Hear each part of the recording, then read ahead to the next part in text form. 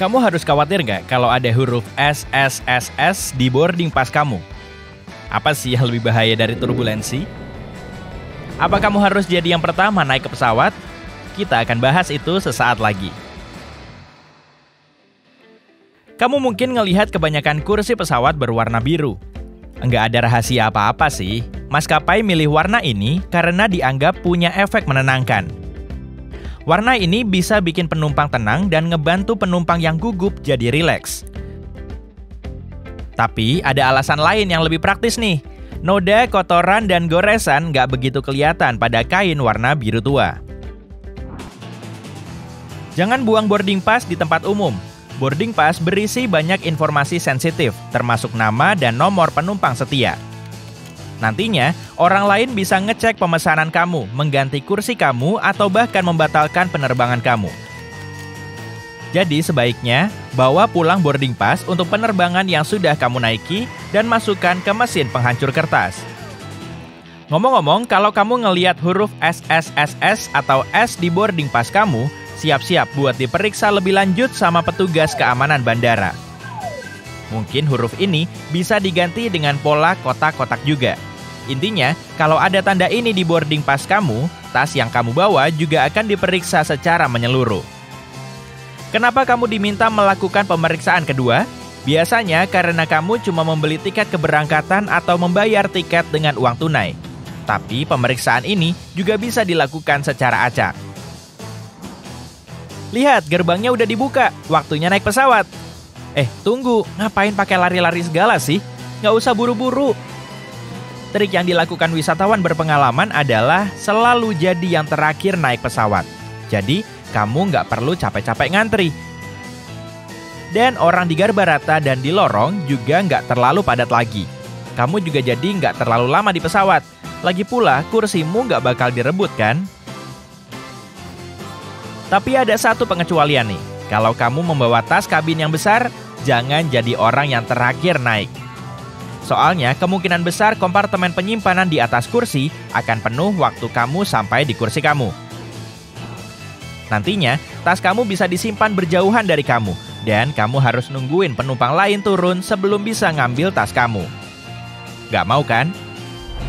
Sebelum lepas landas dan mendarat, awak kabin biasanya mindahin tuas kecil di pintu toilet biar nggak tiba-tiba terbuka. Itu juga berarti awak kabin bisa membuka pintu toilet saat ada orang di dalam. Lihat, mereka cuma perlu mengangkat tanda toilet dan membuka pintunya.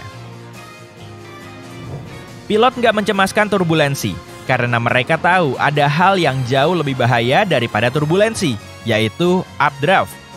Dalam kebanyakan kasus, turbulensi cuma bikin pesawat turun beberapa meter, meski rasanya kayak jatuh dari puncak Empire State Building. Jadi, turbulensi cukup kencang sampai pilot nyuruh awak kabin buat duduk, pesawat bisa turun 3-6 meter. Turbulensi yang paling ekstrim dan menegangkan jarang banget terjadi. Tapi, updraft adalah massa udara besar, bagian dari badai atau fenomena cuaca lainnya yang bergerak ke atas. Pilot nggak bisa melihat updraft di radar mereka pada malam hari. Saat pesawat melewati updraft, rasanya kayak melewati polisi tidur pada kecepatan 800 km per jam. Updraft juga bahaya banget karena bisa mendorong pesawat sampai pada ketinggian yang berbahaya. Pesawat modern punya sistem khusus yang mendeteksi pesawat lain, gunung, dan beberapa objek padat di jalur pesawat. Jika berada 16 km dari pesawat lain, akan terdengar suara yang memperingatkan pilot di kokpit. Mendekat 8 km lagi, suara itu mulai ngasih pilot arah. Pesawat bisa beroperasi dengan satu mesin, bahkan saat lepas landas dan mendarat. Jarang banget pesawat mengalami kerusakan pada dua mesin sekaligus. Tapi, meski begitu, pesawat nggak akan jatuh dari langit kayak batu. Pilot punya waktu 20 menit buat nyari tempat mendarat. Tekanan kabin yang rendah berpengaruh banget sama indera pengecap kita. Kita akan kehilangan 30% kemampuan merasakan rasa manis dan asin.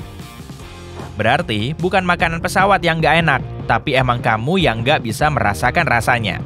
Makanya, perusahaan catering maskapai nambahin garam dan bumbu di masakan mereka. Tapi untuk mengatasi itu, kamu bisa pakai noise cancelling earphone. Entah kenapa, mungkin ada penjelasan saintifiknya. Mengurangi suara bisa membantu indera pengecap. Setiap ding yang kamu dengar selama penerbangan punya makna. Di kebanyakan maskapai, bunyi Boeing yang terdengar nggak lama setelah lepas landas berarti roda pendaratan ditarik. 3 ding berurutan berarti lebih mendesak dari yang cuma sekali.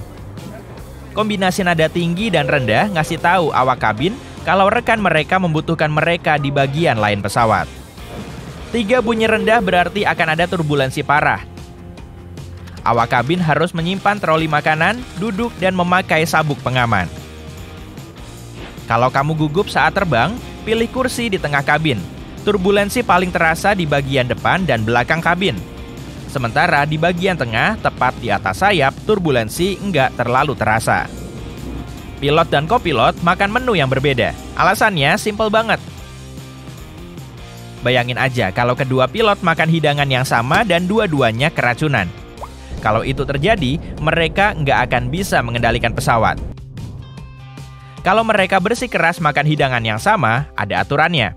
Pilot nggak boleh makan bersamaan. Kalau satu pilot makan hidangan itu dan nggak kenapa-kenapa, beberapa jam kemudian, pilot lain boleh memakannya juga.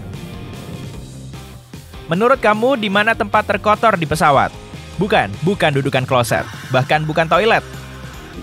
Menurut awak kabin, kamu harus hati-hati dengan sandaran kepala, kantong kursi, meja lipat, dan sabuk pengaman.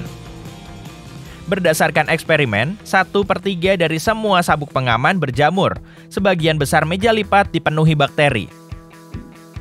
Kantong kursi juga kotor banget. Tapi yang paling kotor adalah sandaran kepala.